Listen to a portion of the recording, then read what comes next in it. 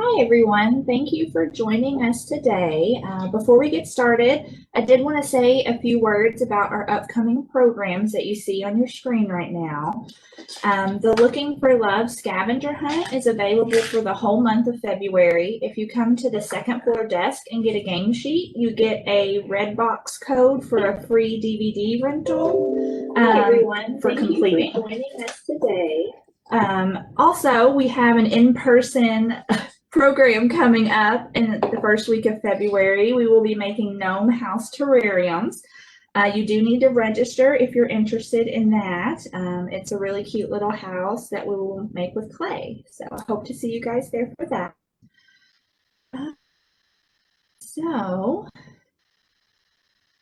stop sharing my screen here. Thank you for joining us today, Annette.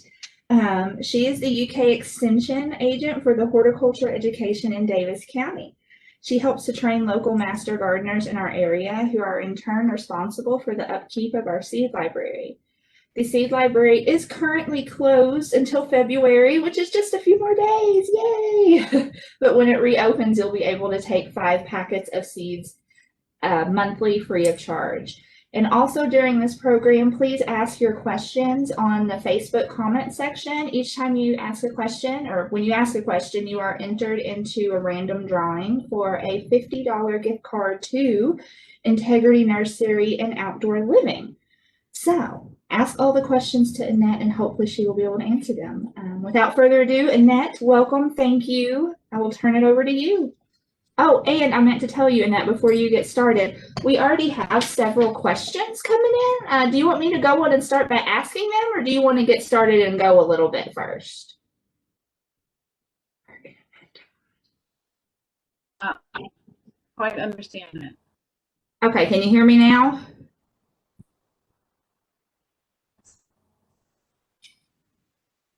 Can you hear me?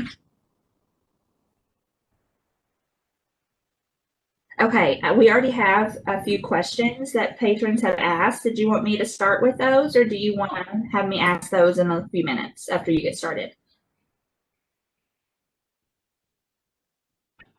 Now, and Okay. I can address them as they come up. Okay, so let me start by asking you a question then. What would be your suggestions for getting started for a first-time gardener?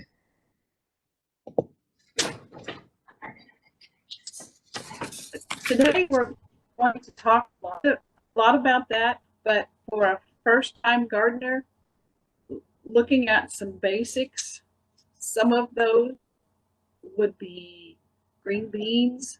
They're easy to grow. Lettuce is easy to grow. Also depend on your conditions that you have. So I think the PowerPoint will help. And please ask again if you're not clear at the end of the program. Okay, thank you, Annette. The next question is, do you recommend doing soil testing? My beets and radishes refused to grow last year. Testing is always good, and we will cover that today. Sometimes you have to watch the fertility about doing the garden. So again, if you have more questions at the end, please let me know. Okay. And the last question thus far, I want to plant a flower bed this year as I bought a house. Do you have any plant suggestions that do better in our region? Suggestions. And on our website for the University of Kentucky, it's ca.ui.edu,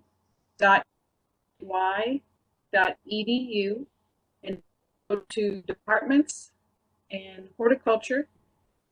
I'm lots of annuals, and I'm also glad you have the extension office, and I'm glad to go over that with you. Maybe at the end we'll share the telephone number. Okay, the patron that commented about the soil testing, I think your internet connection cut out when you were answering. Would you mind to repeat your answer about the soil testing? Sure. For soil testing, it is recommended every 3 to 4 years, and we will talk about that in the presentation. With those two crops, sometimes if we have too much nitrogen, they may not produce a root. Okay, thank you, Annette. We do have a few more questions, but why don't we go ahead and get started with the presentation, and I can pop in and ask them as they keep coming.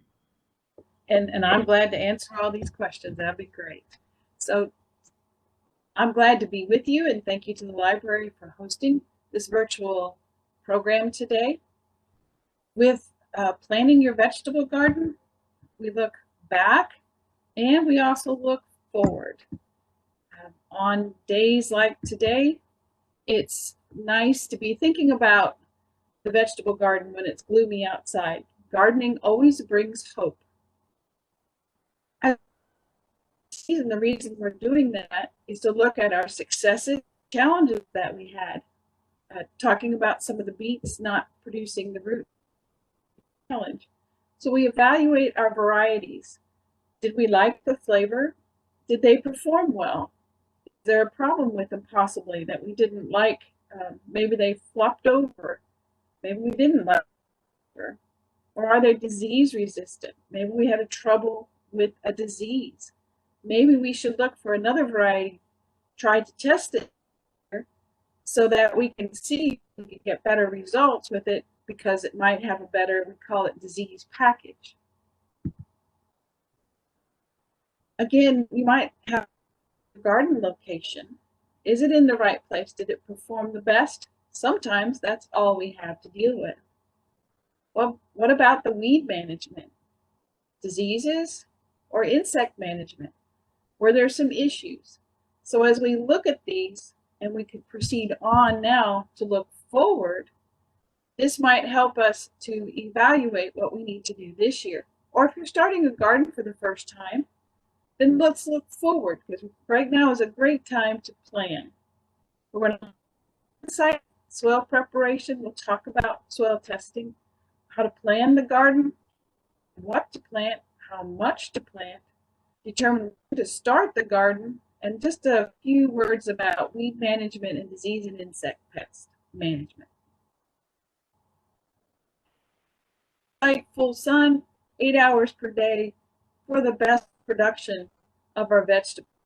You can get by sometimes with 6 hours of sunlight a day, but anything less will be very difficult to get a good crop. The only thing that really grows a little bit in shade actually is the soil drained, near a water source helps you out, and good flow. The good airflow is to dry off the plants as fast as possible in the morning to help prevent some disease starting. Plant away from buildings and trees to avoid the shade. Plant away from trees again to avoid those roots coming up into the garden, damaging the tree when we do our tilling, or we also take away the tree and from the vegetables. Avoid low spots. That's where frost settles due to the lack of air drift. So if you do have a choice, and you can put it up on top of the hill or a higher area in your growing area, that would be best. If you have a poorly drained soil, then you might consider raised beds. A hill, you might consider contouring the rows or terraces so that you don't have soil erosion and lose your soil, but still use your space that you have. Another quick tip is place it near the back door where it's handier to harvest, and as you go by you can maybe pull a few weeds and make it easier. But sometimes we don't have that option. Actually, my garden's a little farther away than I like, but that's the only space that I have. And avoid windy sites. Some places we just know we have a wind tunnel due to the houses, the way they set, or maybe where a wood sets. Just try to avoid a windy site if at all possible. So we're going to switch to the soil now. 12 inches of a loamy, well-drained soil. but that's not often found. So we just do with the best we have. Raised beds, they need at least 8 inches of growing media. So you get by with 8 inches. Just remember, you'll need a little more water because it dries out pretty quick. When you do the raised beds, you can put in peat moss, perlite, vermiculite, compost, and we can mix that with the soil, or you can add potting soil and amend it with parched soil, or potting soil only. And in our publications, I'm glad to tell you how to get a hold of the publication, Growing Vegetable Gardens in Kentucky. It is available on our website. And it gives you more information about a media to put into those raised beds. When we soil test, and this is when we're growing in the ground, now we can also do the raised beds as well. When we soil test, we're looking for phosphorus levels, which we'll see on the report is P2O5, potassium, which will back as K2O, and pH. So phosphorus and potassium are nutrients that the plant needs in a larger amount, and that's why we test for those. Most of our gardens really don't need any phosphorus, and the phosphorus is what causes the algal blooms in fresh, and it moves with the soil, and we have hard rains, it moves to the soil. So we don't want to overdo it on phosphorus or potassium at that matter. We just want the right levels for the plants as best as we can. So another note on pH. pH is on a logarithmic scale, and its range is from 0 to 14, and 7 is neutral. I find a lot of our soil, just depends on how we're gardening, can range anywhere from 6 to 7 or a little bit higher.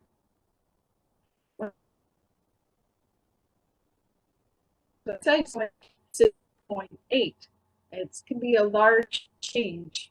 So we want to get closer to that range of 6.2 to 6.8 for most vegetables. If that pH is too high, then some of the nutrients are not available to the plant. So when we're dealing with our garden, if our pH is low, then but don't overdo it. Sometimes, every year, well, then the pH becomes too high and we can have some problems. If we need to lower the pH, we can do it with sulfur if there's not too much calcium, which is in lime, in that soil. Otherwise, the sulfur won't change it, it's just too much. Also keep in mind that sulfur takes about 1 year to start to lower the pH. It's best to use a powdered or a prilled elemental sulfur. Aluminum sulfate is good for hydration, but not recommended for the vegetable garden because of the aluminum. We don't want to get that particular element too high. So we want to go with powdered or prilled elemental sulfur. The chart shows as we go one way or another on the pH at the top, you can notice that as we go over too low or lower, like 5, like blueberries and azaleas then the iron becomes more available. But some of our plants don't need that much iron, so that's why it's in that pH 6.2 to 6.8 range. We can have some things too available and others not enough.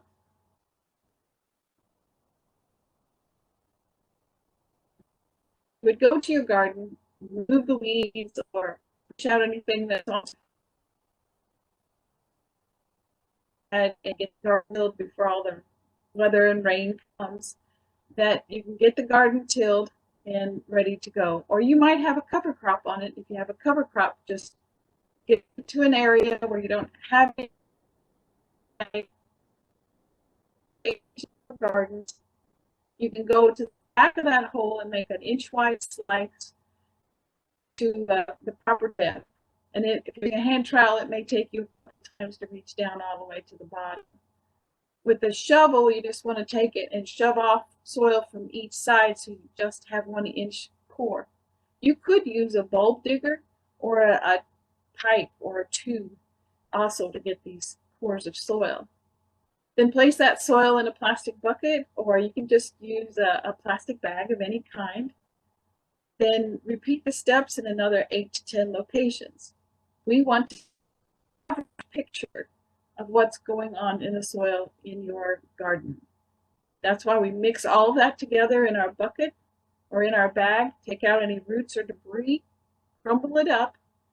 Then if it's wet, place it on newspaper for 1 to 2 days to let it dry all that water. Then also, don't put it in a microwave. One, it'll smell terrible. The second part is you don't do that in the microwave because it can also change some of the elements, or oven either. So it smells terrible. So just let it set off and let it follow the extension off. Just on the Community College campus, and there, place the soil in our bag. We have a side provided so that you can self-serve without having to come in contact with anyone. Your soil into that bag, label the bag, and fill out the form for a vegetable garden. Your results will come back 7 to 10 days. And right now, in Davis County residents, the soil test is free. It normally costs $8, but it's free due to the grant received by the Davis County Soil Conservation Service. And if you have any questions, please don't hesitate to call the Extension office. In doing the soil preparation, so when we soil, don't forget to every 3 to 4 years, unless you're having some problem. Apply the lime right away after testing, so to change the pH while we're waiting for the garden. Nitrogen, though, we apply it before planting the crop so we don't lose it. So that would be a fertilizer altogether. But nitrogen specifically in that fertilizer, that's why we wait before we're going to harvest, or excuse me, to plant. I'm getting ahead of myself and already thinking about the good vegetables. If phosphate is not needed, that'll be a 0 in the middle, like the example below. Find a fertilizer without it in it. And this would be something like a 2904. When you do your soil test, there are some recommendations on that soil test sheet that returns to you. I see it, so I make that recommendation to you, and we get it mailed back. Again, if we can avoid that phosphate, we avoid contaminating drinking water and prevent that algal bloom, which makes water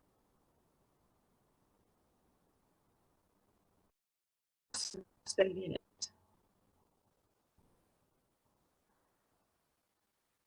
The soil wet because it damages its structure. It loses its ability to drain really well. So how do we know when to work it? So this is talking more about in the ground. Prepare in the spring by tilling it. Have a tiller, and spade. So when a crust, and with the crust, the little seedlings won't emerge very well. Right before planting, though, again, and you might need to you will spread your fertilizer, and then you will need to incorporate it. And then you would incorporate any organic matter at that time except for raw manure. Before planting, incorporate the fertilizer needed and the organic matter except for the raw manure. And this is important for food safety. Compost is a good source, leaf mold that you've composted, and a note on the raw manure. It has to be applied 120 days before harvesting all of your crops. So now we are already too close to gardening, especially with a spring garden coming up, or actually a late winter garden. It's always best to apply manures in the fall, and it must be tilled in after application.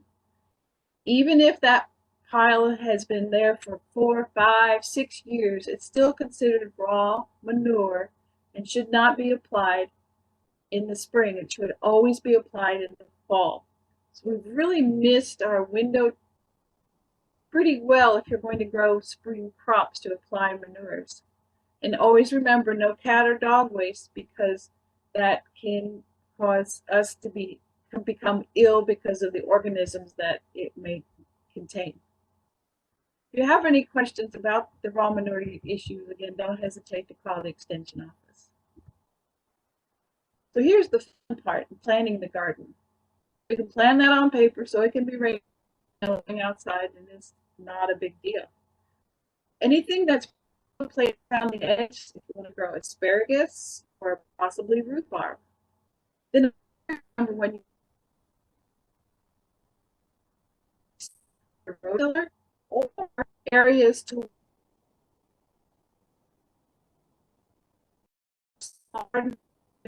into the garden.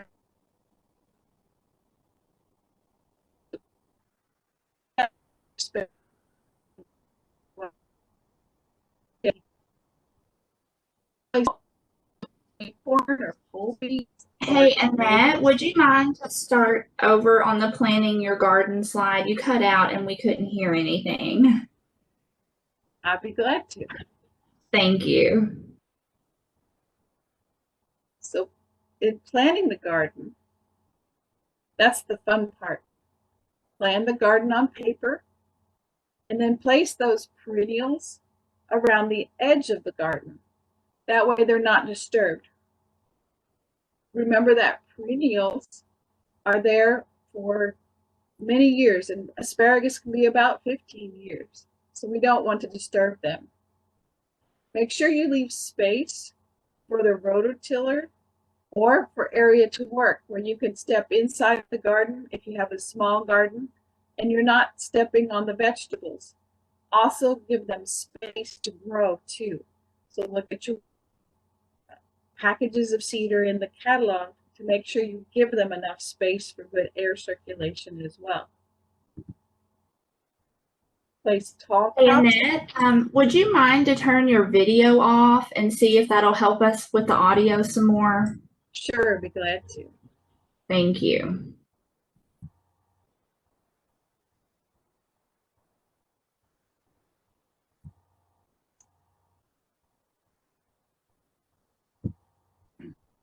I guess if you can help me figure out where it's at.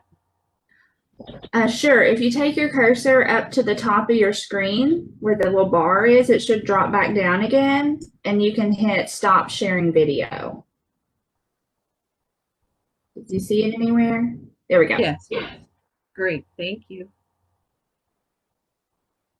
So planning the garden, as we continue to plan what we're going to do, and after we're kind of looking at our paper, remember to place tall crops like sweet corn, pole beans, and tomatoes on the north or west side of the garden. So make sure that you go ahead and put a directional symbol on your garden drawing so that we can avoid shading other plants. Lettuce grows in particular in shaded areas, so something to remember. And this photograph is showing a lot of different types of lettuce.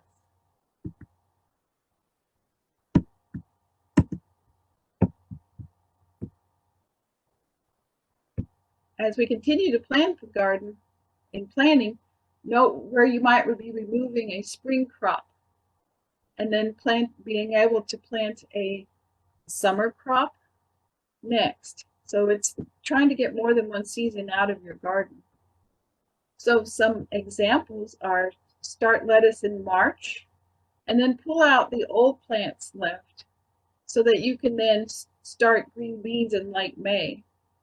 The lettuce, over time, as it gets hotter, it becomes bitter and it could also bolt or go to seed, and it's not good to eat anymore.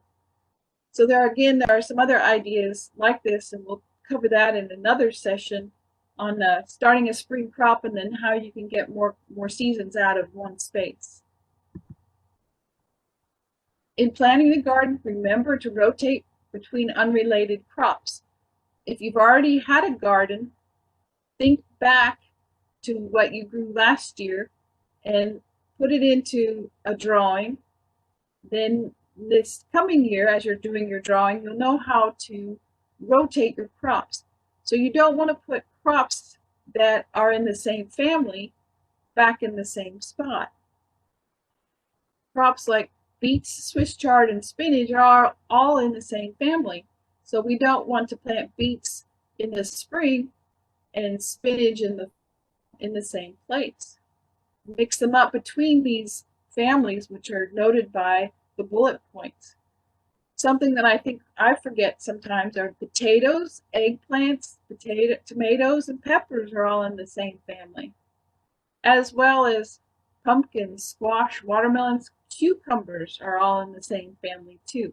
So we need to rotate between unrelated crops within the same season and then between years. So now we're going to the point of, well, what do you want to plant? So as we kind of drew things out, we knew that we wanted green beans here, tomatoes there, but which tomato, which green bean? So determine what flavors do you like? What colors do you like? Tomatoes, not only the eye appeal of color, but also there are yellow tomatoes besides red, which sometimes contain lower acid. Size of the plant and the produce. How big is the plant? Do you have room for it? What about the plant type? Do you need something that's more upright, or is it okay that it kind of flops over? And disease resistance is a really big one. The only thing is, though, if you don't like the flavor and it is disease resistant, then you're going to have to either give up on disease resistance or on the flavor. And of course, that's your choice. On the space that you have, look at what the catalog says or the seed package. Bush type plants many times are great for small spaces, but you still need to read the description because even though it's a bush type, it still may be a little bit too big. Of course, for small gardens, pumpkin really doesn't work. You might find a bush type pumpkin, but remember that bush type still might be pretty big for small gardens. You can use fencing or trellises for things like cucumbers to put them up a little bit taller so you have more space, or even poles for pole beans. Select plants for containers. They'll say this is suitable for containers, or you might see the word patio, like a patio tomato. I know there is a green bean variety grown for, actually bred for raised beds. And there is a sweet corn variety too, grown for raised beds. Look for varieties also then that are good for the raised beds, just like the containers. A quick note about the word determinate. You'll see determinate tomatoes when you're looking up the varieties. That means the fruit mature all at one time. It'll tend to be a smaller plant, so you'll just need a smaller stake to tie it to or a smaller cage. The indeterminate tomatoes, the fruit continues to produce throughout the entire season, and it definitely needs a larger cage or a larger stake or another staking system where you can have it so that it doesn't fall over. When we have our storms come in July and August, as the weather changes, many times, or even September, then it won't blow it over. With determining how much to plant, our ID 128, this is the Vegetable Gardening in Kentucky, has a nice table on page 15 where it gives us an idea of how much to plant. So it all depends on how many people you have to feed in your family. So for an example, 5 to 6 feet of green beans is per person for your garden, and this is more to eat fresh. And you see the information also provides if you prefer to can or freeze. When we're talking about disease resistance or tolerant varieties and what to plant, the tolerant means that the plant will still give us a crop, but it'll still have some disease. Resistance means that the plant has a natural ability to prevent or slow disease development and still produce vegetables. So this may be the only way to overcome some diseases. Some of those diseases may include verticillium or fusarium. That's when you look at the plant tag and you see an F on it or a V on it. Those are soil-borne diseases that the only way to overcome them are resistant diseases. In the photograph is early blight of tomato. It's a very common disease in our area. There are slowly becoming some disease-resistant varieties on the market. So knowing what diseases you have is important. And we're also glad to help you identify that through the Extension Office. There are definitely some diseases that are very common in the area. Powdery mildew is another one that I just remembered on our squashes. So those are things to look for. And also determining what to plant. In catalogs, you will see F1 hybrids or open pollinated populations, or you might include both of them in your garden, just whatever you would like. The F1 results from a cross between two specific parents, and we're just crossing them. It's just natural. Those that result hybrids, they're vigorous. These plants are vigorous, uniform, and this is maybe the only way to have some disease resistance. Seeds planted from F1 plants, though, will not have the same characteristics as what you see of what has already been planted. What happens is then we end up with, we call it segregation, and you'll get a bunch of different types of plants out. But F1s, you'll see, are very vigorous and uniform. And you might see this in field corn many times. But this is a way to get better production. On another hand, we may see open pollinated crop. So seeds from this variety come true to type. So if you collected seeds, you will be able to get back the same characteristics. They may not be quite as uniform, but that's okay. A note on heirlooms. Heirlooms are handed down locally or regionally, and they're defined as also by handed down over a certain number of years. In some places it says at least 50 years, some say longer. And some of the other definitions may be involved with heirlooms in addition. But a couple examples might be something like Brandywine and Mortgage Lifter for tomatoes. Green beans would be Kentucky Wonder. And a radish is French Breakfast.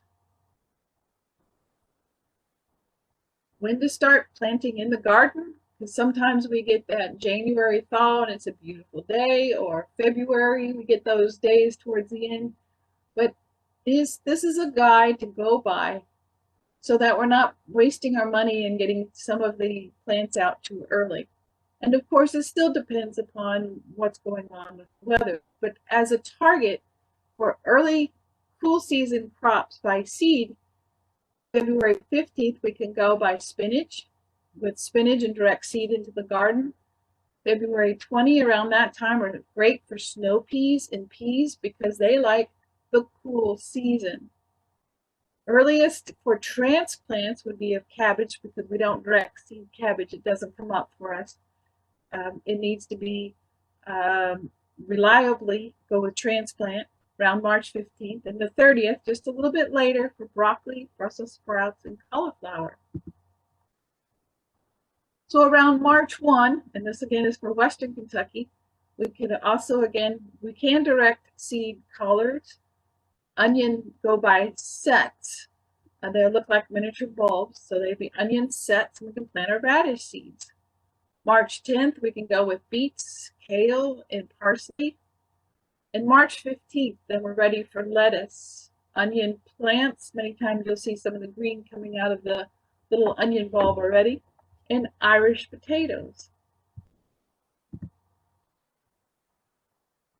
Now there are some warm season crops that I really love to eat and I really want to push forward, but we have to wait till after the threat of frost for those warm season crops, or the weather will kill them.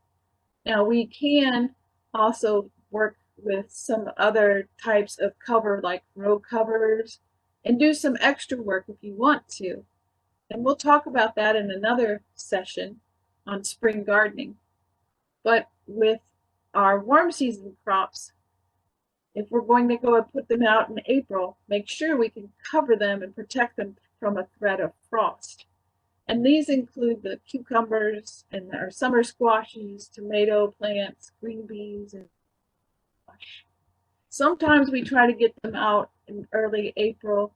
They will sit there and look at us, and if we plant them in late April, our late April planting will catch up with our early planting. We can only fool Mother Nature by so much. Then for eggplant and peppers, watermelons, and sweet potatoes, it's best to wait until May 1st. Again, these are warm season crops that really grow best when the weather is warm. Sweet corn can be planted in April, but sometimes we have better luck as we get closer to late April. A note on pumpkins: if we want them for jack-o'-lanterns, check the number of days to harvest, and usually it's best for those to plant around Father's Day. If we plant them too early, they will not keep for Halloween. Gourds, on the other hand, we still have to protect them from the threat of frost, but they may take 100 days before maturity. So they probably will need to be planted, well, for sure need to be planted before the pumpkins in order to have them for decorations in the fall. A note on weed management: eliminate any perennial weeds before planting, and that would be something like a dandelion. Remove the weeds around the edge of the garden. That keeps the weed seed from coming into the garden. And don't let them go to seed. Chickweed is out there right now. Henbit will show up a little bit more. You start seeing the flowers, get them out of the garden, hold them out if you're tilling, something just to keep it from going to seed. If it goes to seed, then we're going to be fighting this weed a lot longer in more years. You can use weed-free straw as organic mulch to keep down the weeds. Grass clippings with no herbicides used on them. Newspaper and grass clippings, you can put down newspaper and then put the grass clippings on top that have not been treated with a herbicide. For disease and insect management, look at the garden often. It's good for us. I enjoy walking through the garden. It's a nice way to get some exercise, but also look for disease and insect pests often. We can find the problem early, we may be able to get it managed at a greater extent. Identify the problem, and if you don't know what it is, we're here at the Davis County Cooperative Extension Service for help, or any extension office in our Kentucky counties. Use hand removal as much as possible. Use disease-resistant varieties. And on the hand removal, you might have to put a glove on. Sometimes pulling off that tomato worm can be gross. I always use pliers for that. And that's all I would need to do. I wouldn't need to use anything else.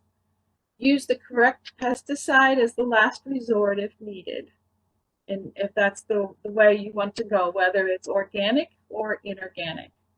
And this is our publication. It's a great resource for Kentucky. So our next session will be growing vegetable transplant on February the 4th. We'll be at 2 p.m. We'll talk about when to start the seeds, the materials needed, and how to grow them. So as we plan our vegetable garden now, we're looking back and then looking forward.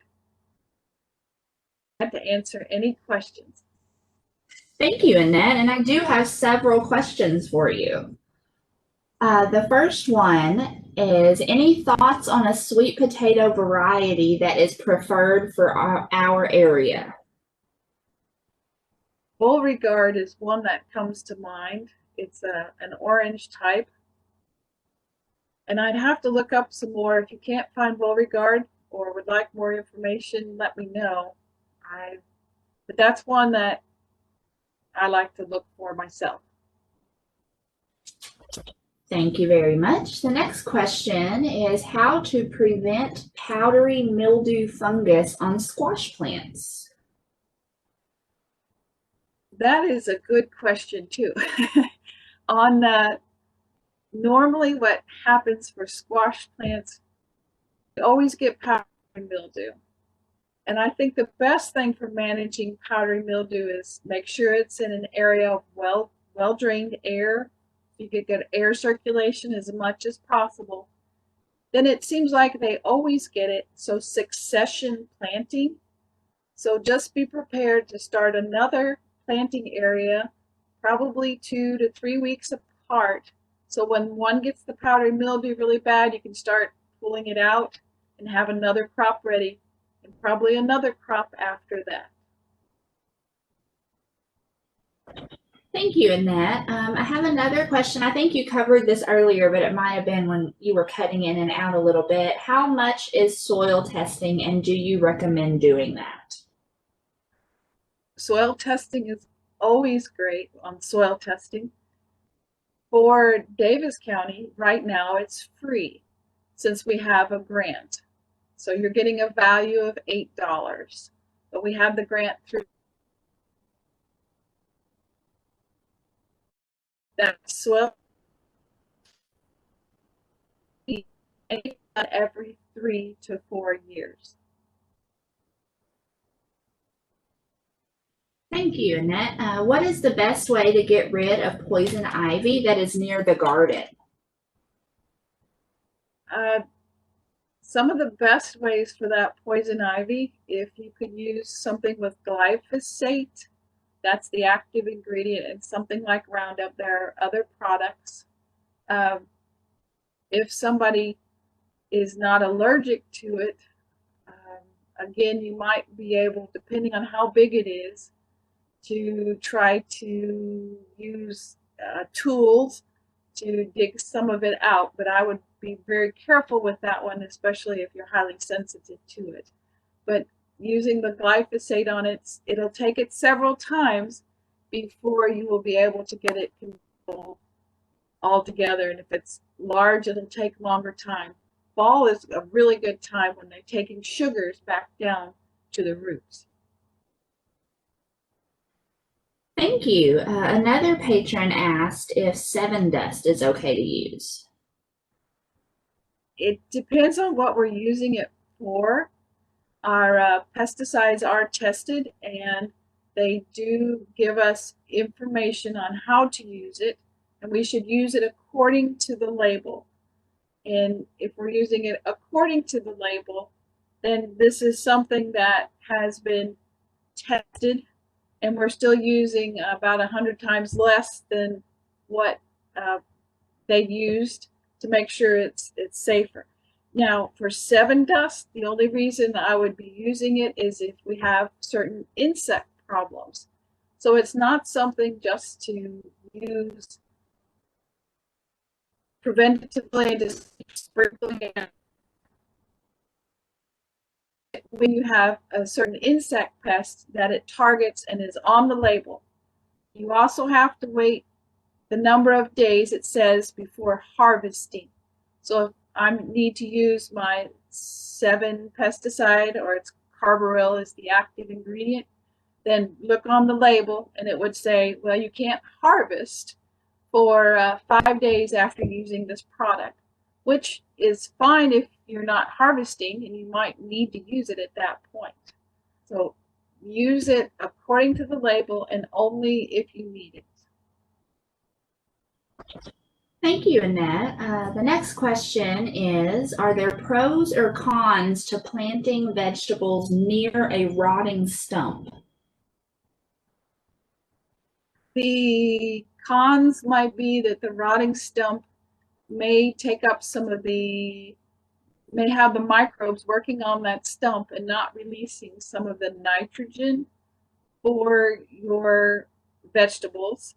And don't treat the stump with anything. That's another key. Don't treat it with any other chemicals. As far as, it just depends on how close you are to that stump.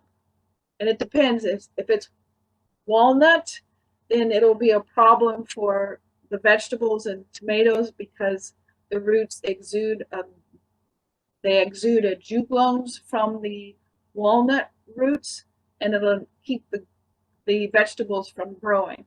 So as long as that stump's not a walnut tree and you haven't treated it with chemicals, you'll be able to get somewhat close to it. Thank you, Annette. Another one of our patrons says she is limited to mostly container gardening this year. She has picked out seed varieties that are better suited to containers, but wanted to know if there are any additional considerations she should be aware of. There are suggestions for the amount of container size. So that booklet that I was talking about, look at the container size for what you want to grow. A tomato plant should be grown in a no less than a 4-gallon pot or a bucket, so 4 or 5 gallons. And some of the other vegetables might take something smaller. So those are just good guides to watch for as far as size to start out. Otherwise, container gardening just takes a little more water and watching the nutrients. Thank you. Another question we had is if there's a natural way to remove weeds from the garden. The patron said that she tried hand pulling and putting down straw, but they still took over. I understand. I wish we had some better methods. As the crops begin to grow, they tend to shade some out. But unfortunately, we are pretty well left with the hand pulling, and the newspaper might help out a little bit more. Straw would be good, but again, you'd have to straw it a little bit heavier possibly. And then yes, some of the later season, the warm season weeds start taking over. Unfortunately, it's just keeping up with the weeds and trying to keep them from going to seed, and maybe using the newspaper to try it out with some. You can even use newspaper and a little bit of straw on top. Just make sure the newspaper doesn't dry out and then it's repelling the water for the crops. Check underneath the newspaper. Thank you, Annette. Our last question, I believe, looks like it's someone who never has good luck with pumpkins and was wondering if you could give some pumpkin-specific advice to make them grow. For pumpkins, pumpkins are best, again, planted in the warm season when they're really warm. Look for powdery mildew resistant varieties. And then for pumpkins, you might also have to watch for the squash bug. It almost looks like a stink bug. It kind of has a shield to the back of it. The squash bug, it will get into squash, but it does get into the pumpkins as well. And with that, it can cause the plant to get a disease and die. And the other thing is to have pollinators is important. And I'm glad to speak with anyone at the extension office to give you even more details. Our extension office phone number is 270-685-8480, or you can email me at Annette, ANNETTE .Heistoffer, HEISDORFFER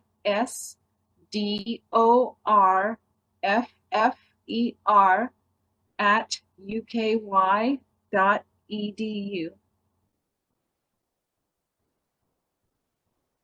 Thank you so much, Annette, and thank you to all the people listening who have asked such a great questions. And before we go, I would definitely want to announce our winner of our $50 Integrity gift card. And today our winner is Kelsey Hall. So Kelsey, you can come to the second floor information desk and I will have your gift card there waiting for you. And again, Annette, thank you so much for your time and your patience and answering all our questions. I feel like we definitely learned a lot. It's my pleasure, and I'm glad everyone was glad to be able to learn a lot today. And again, I'm glad to answer more questions, and we have many resources through Cooperative Extension. Thank you so much, Annette. You have a great rest of your day. Thank you.